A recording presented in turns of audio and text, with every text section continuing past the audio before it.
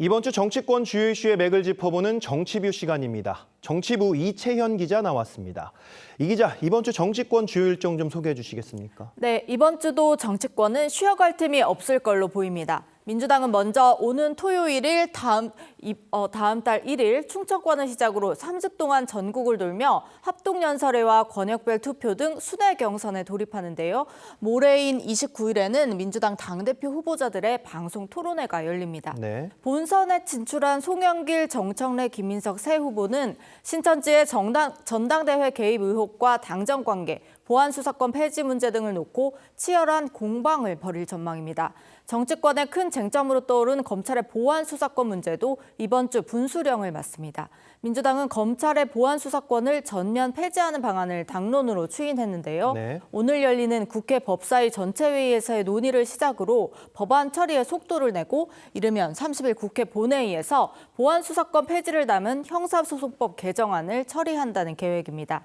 특히 오늘 회의에서는 최근 사의를 표명한 정성호 법무부 장관이 참석할 예정입니다. 네, 하나씩 좀 살펴보겠습니다. 먼저 보안 수사권 폐지.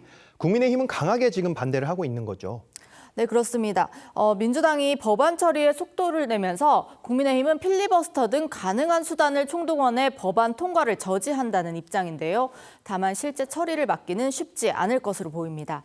필리버스터가 시작되더라도 국회법상 24시간이 지나면 제재구원 5분의 3 이상의 찬성으로 강제 종료할 수가 있기 때문에 범여권이 종결에 필요한 의석을 확보한다면 필리버스터를 끝내고 표결에 들어갈 수가 있기 때문입니다. 네, 이 와중에 이 정성호 법무부 장관이 사의를 표명한 거, 이거 굉장히 큰 뉴스였잖아요. 이번 주에는 사표가 수리될까요?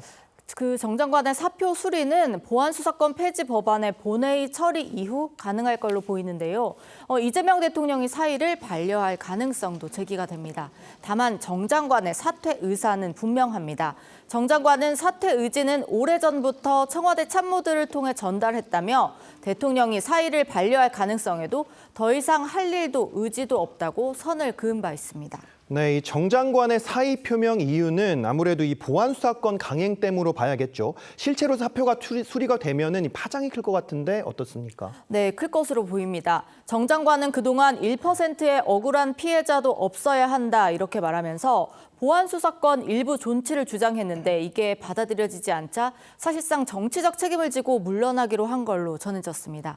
오는 10월 검찰청 폐지와 공소청 중대범죄수사청 출범을 앞두고 대대적인 조직 개편이 필요한데 정 장관 사표가 수리되고 후임 장관 인선이 곧바로 되지 않으면 법무부는 대행 체제로 개편 작업을 진행해야 할 수도 있습니다. 사의라고 못 들었다니까요. 국회로 오겠다라는 말씀을 하셨던 거고, 그러나 하실 일이 많으실 것 같고요. 법무부 장관으로 하셔야 할 일이 많습니다. 네, 여기에 구자연 검찰총장 직무대행의 거취 문제까지 거론이 되는데 향후 검찰개혁 과정의 변수가 될 전망입니다. 네, 오늘 법사위 전체 회의에 정성호 법무부 장관이 참석을 하면 무슨 말을 할지 좀 지켜봐야겠습니다. 이 민주당이 보안 수사권의 속도를 내고 있는 거 이거 전당대회와도 연관이 있는 거죠? 네, 그렇습니다. 정청래 후보와 김민석 후보는 검찰개혁 추진 과정을 놓고 책임 공방을 벌였잖아요. 네. 구체적으로 보면 정 후보는 김 후보를 향해서 보안 수사권 문제를 다룬 총리실 산하 검찰개혁 추진단이 17억 원의 예산을 쓰고도 자신이 5월까지 처리해달라고 했는데 법안을 가져오지 않았다는 취지로 공세를 폈고요. 반면 김 후보 측은 정부가 5월에 2차 검찰개혁안을 처리하려 했지만 오히려 당에서 미뤘다 이렇게 맞서면서 누가 검찰개혁을 지연시켰는지를 놓고 진실 공방을 벌이고 있습니다. 네, 여기에 이 신천지 의혹까지 제기가 됐는데 이러면은 이번 주 방송 토론 굉장히 뜨거울 것 같습니다. 네, 그렇습니다. 김민석 후보는 반명과 분열주의, 신천지의 비밀 3자 연합을 깨는 게 이번 전당대회의 본질이라며 정청래 후보를 겨냥했습니다. 또 송영길 후보 역시 신천지의 정치 개입 의혹을 명확히 규명해야 한다는 입장입니다. 이에 대해 정청래 후보는 한 언론과의 인터뷰에서 신천지 개입설은 당을 공격한 것이고 당을 위헌 정당으로 빠뜨릴 수 있다 이렇게 지적했습니다. 이번 주 열리는 후보들 간의 TV 토론에서는 신천지 개입 의혹과 보안 수사권 폐지, 당정 관계까지 맞물리면서 새 후보 간의 충돌이 불가피할 것으로 보입니다. 알겠습니다. 이 국민의힘 내부 상황도 살펴볼까요? 이 장동혁 대표가 오늘 중앙선관위에서 재선거 필요성을 직접 주장하는 어떤 자리가 있다고요? 네, 맞습니다. 그 전국을 돌면서 지금까지 재선구 촉구 집회에 참석했던 장동혁 대표, 오늘은 중앙선거관리위원회의 선거소청 심사에 직접 출석해 재선거 필요성을 변론을 합니다. 투표지 부족 사태가 잇따랐던 수도권 광역단체장 선거 등을 놓고 선거 관리에 중대한 문제가 있었던 만큼 재선거가 필요하다, 이런 주장을 직접 펼칠 것으로 보입니다. 네. 송파구 내 투표소에서 발생한 투표용지 부족 사태와 또 인천 송도 1, 2동의 쌍둥이 득표 결과, 또 경기도 지역의 투표율 조작 의혹을 거론하면서 재검표와 재선거 필요성을 강조할 예정인데요. 선관위는 장 대표의 구두 변론은 허가를 했지만 그 변론 과정에 대한 중계는 불허했습니다. 네. 이 최근 투표율 조작 의혹이 추가로 제기되면서 장동혁 대표가 투쟁 공세를 높이는 모양새입니다. 이 기자 잘 들었습니다. 다음 달 중순 전당대회를 앞두고 있는 민주당 내에서 검찰 보안 수사권 폐지 문제가 막판 최대 이슈로 떠올랐습니다. 이번 주에 형사소송법 개정안 처리를 예고한 상황에서 보안 수사권 폐지가 당권 주자들의 선명성 경쟁의 수단이 되고 있습니다. 고이동 기자의 보도입니다. 연이틀 전남 광주를 찾은 김민석 후보는 보안 수사권 문제를 거론하며 대통령의 개혁성을 의심하거나 반개혁으로 음해하는 게 반명이라고 규정했습니다. 대통령에 대한 무도한 공격에 대해서 한마디도 못하는 것은 의무를 저버린 것이기 때문에 이것은 반명이다. 그러면서 5명을 뽑는 최고위원 선거를 거론하며 5대 0으로 가느냐 아니냐가 관전 포인트가 될 거라고 했습니다. 최고위원 후보 8명 가운데 5명이 친명계, 3명이 친청계 후보로 분류되는 가운데 친명계 후보 전원 당선의 필요성을 언급한 겁니다. 울산 등 PK를 찾은 정청래 후보는 소위 검찰개혁 추진 성과를 강조했습니다. 검찰개혁 여기까지 올 때까지 정말 힘들었습니다. 제가 빨간 펜치 그으면서 여러분들이 만족할 만큼 공소청법, 중수청법 통과시켰습니다. 정 후보는 언론 인터뷰에서 보안 수사권 문제를 다룬 총리실 산하 검찰개혁 추진단이 17억 원을 썼다면서 5월 처리해달라고 했지만 법안을 갖고 오지 않았다고 했습니다. 당시 총리였던 김 후보를 향한 발언으로 해석되는데 두 사람은 과거 전력 문제 등을 두고도 충돌했습니다. 저는 총리로서 이거 기왕할 거 5월 달에 끝내자 여러 번 얘기하는데 질질 끄는 거 누굽니까? 저는 공천 탈락에서도 탈당하지 않았어요. 민주당의 정체성인 개혁의 깃발을 가장 높이 들고 20년 동안 달려왔어요. 전북을 찾은 송영길 후보는 청년층과의 접촉에 주력했는데 민주당이 우리 2030한테 요새 어떻게 비춰지고 있습니까? 대통령을 흔드는 세력에게 당을 맡길 수 없다며 사실상 정 후보를 겨냥했습니다.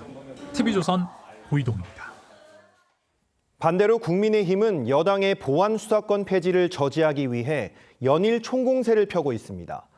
이재명 대통령 주재로 부동산 토론회를 했듯이 보안 수사권을 두고도 공개 토론을 해야 한다는 제안까지 나왔습니다. 오는 목요일 관련 법안 처리가 예상되면서 이 저지를 위한 당력을 모아야 하는 상황이지만 내부 갈등 탓에 국민의힘은 단일 대오 형성에 애를 먹고 있습니다. 왜 그런 건지 변정현 기자가 보도합니다. 국민의힘 정점식 원내대표는 이재명 대통령을 향해 왜 보안 수사권에 대해서는 말이 없느냐며 보안 수사권 폐지가 본회의를 통과하고 대통령이 제2요구권마저 포기하면 정부와 여당은 동반 몰락이라고 경고했습니다. 검찰의 보안 수사권 폐지는 국민 안전과도 직결되는 문제인 만큼 이 대통령이 거부권을 행사해야 한다는 겁니다. 국민의 안전보다 강성 지지층의 환심을 앞세운 민주당의 입법 폭주는 어떠한 명분으로도 정당화될 수 없습니다. 오선 중진인 윤석열 의원은 보안 수사권 폐지를 유예하고 이재명 대통령 주재 공개 토론에 붙이자고 제안했습니다. 오는 30일 국회 본회의에 형사소송법 개정안이 상정될 경우 국민의힘은 무제한 토론, 필리버스터로 대응한다는 방침입니다. 하지만 당내에선 소속 의원들에 대한 징계 문제를 논의할 윤리위 가동 문제와 권영진 의원의 소위 멱살잡이 소동으로 인한 혼란이 이어지면서 단일 대우가 이뤄지지 않고 있습니다. 국민이 준 경고장은 뭡니까? 국민의힘이 변화하고 혁신하고 통합하라는 거 아닙니까? 그런 측면에서 저는 징계 정치가 아니라 우리 당은 혁신 정치, 통합의 정치가 필요하다. 특히 권 의원 논란에 대해선 원내 지도부가 강력 조치 필요성을 언급한 데 이어 원외 당협위원장들도 중징계를 요청할 계획이어서 대여 투쟁을 위한 당력 분산을 우려하는 목소리가 적지 않습니다. TV조선 변정현입니다. 민주당이 이번 주 검찰의 보안 수사권 폐지 법안을 국회 본회의에서 처리할 걸로 보입니다. 하지만 보안 수사권을 완전히 폐지하는 걸 타당한지를 두고 논란이 계속되고 있는데요. 관련 내용 손정혜 변호사와 자세히 짚어보겠습니다. 안녕하세요. 안녕하세요. 자, 변호사님, 최근 장윤기 사건으로 경찰의 부실 수사와 증거 은폐 정황 연이어 드러나면서 지금 검찰의 보안 수사권을 폐지하는 게 맞느냐 이런 비판이 거세지고 있는 것 같은데 그동안 겪어온 경험으로 보셨을 때 경찰의 수사에 어떤 한계가 있다고 보십니까?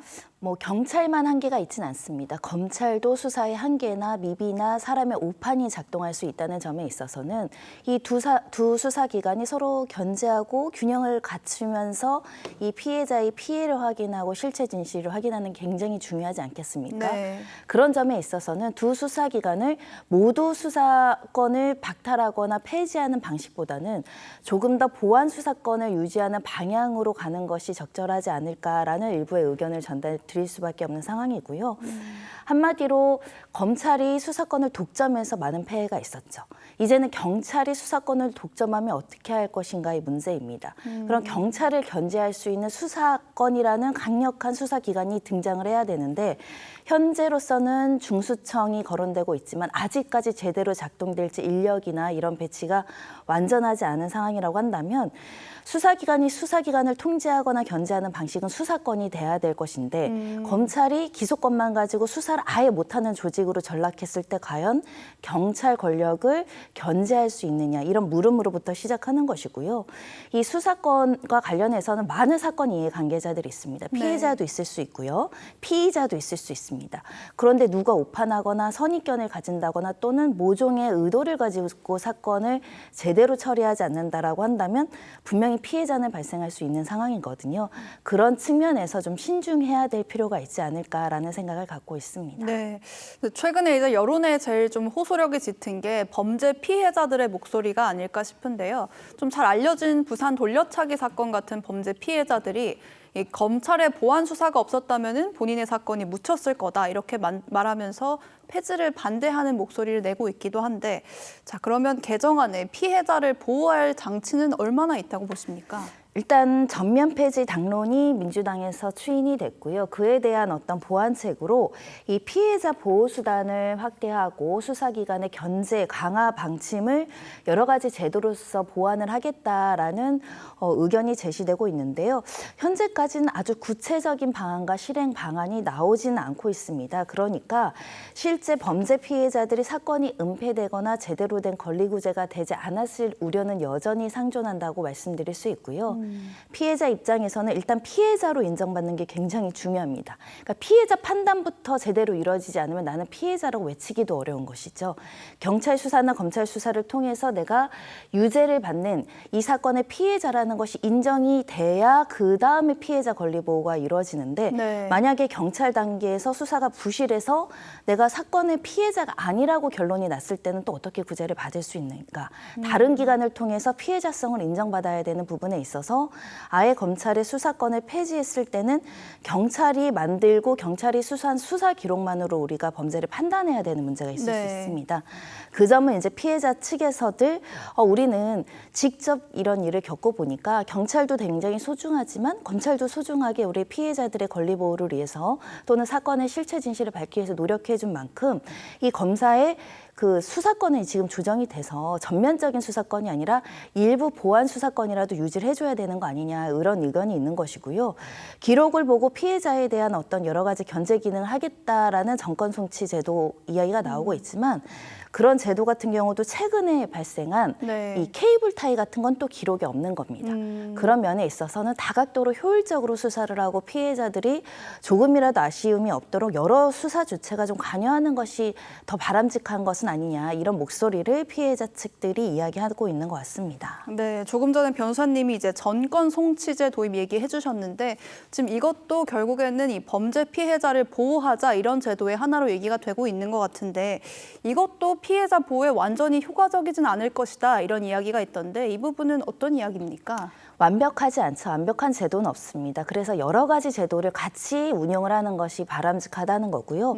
그러니까 실제로 사회적 약자에 대한 7개 범죄가 있습니다. 네. 아동학대, 가정폭력, 성범죄, 노인학대. 대부분 이제 사회적 취약계층이나 이런 스토킹 피해자들, 성범죄 피해자들을 보호하기 위한 조치인데 네. 이런 7개 범죄에 대해서는 경찰이 수사한 모든 사건을 검찰에서 살펴보도록 넘기는 제도를 그래서 이야기하는 겁니다. 전권 송치로. 네, 다만 이렇게 넘겼을 때 검찰이 봤을 때 이 사건 이상하다 조금 더 면밀히 살펴봐야겠다고 직접 수사를 한다는 것이 보안 수사권을 유지한다는 거고 직접 수사를 하지 않고 경찰에 돌려보내서 보안 수사를 요구하자라는 것이 지금 민주당의 당론입니다.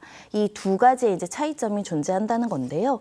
이 정권 송치 제도도 이 경찰의 수사의 권한 남용을 살펴보고 견제할 수 있는 제도로서는 활약할 수 있습니다. 네. 하지만 기록만 살펴본다고 어떤 수사가 미비하고 한계가 있고 모종의 의도를 가지고 사건을 축소하고 은폐할 것을 발견하는 게 쉽지 않을 수도 있다는 것이거든요. 네. 예를 들면 성범죄 피해자가 왔습니다. 그런데 경찰 의견은 불송치, 무혐의 의견이에요. 그럼 검사가 다시 한번 피해자의 의견을 들어보고 또는 피의자를 소환해서 증거조사를 해보고 이건 무혐의가 아닌데 유죄 의견으로 나가야 되는 거 아니야 라고 할 수 있느냐 없느냐. 예, 이거 내가 직접 한다면 이건 직접 수사권을 유지한다는 거고 네. 경찰에게 돌려보내면 보안 수사가 되는 겁니다. 근데 만약에 경찰의 시각은 끝까지 무혐의라는 선입견에 갇혀 있으면 여기에 피해자는 약간 검찰에 가서 얘기할 수 있는 기회가 박탈된다는 측면에서 이 정권 송치 제도도 필요한 제도이지만 이것만으로는 한계가 있을 수 있기 때문에 만약에 이렇게 보안 수사권을 전면 폐지할 것이라면 좀 더 강도 높은 사건의 실체가 정확하게 밝혀질 수 있는 대안이 마련돼야 된다라는 네. 점을 말씀드리고 싶습니다. 네, 민주당이 예고한 법안 처리 시점 얼마 남지 않았는데 오늘 변호사님이 말씀하신 이런 이야기들 충분히 좀 귀 기울였으면 좋겠습니다. 오늘 말씀 여기까지 듣겠습니다. 감사합니다.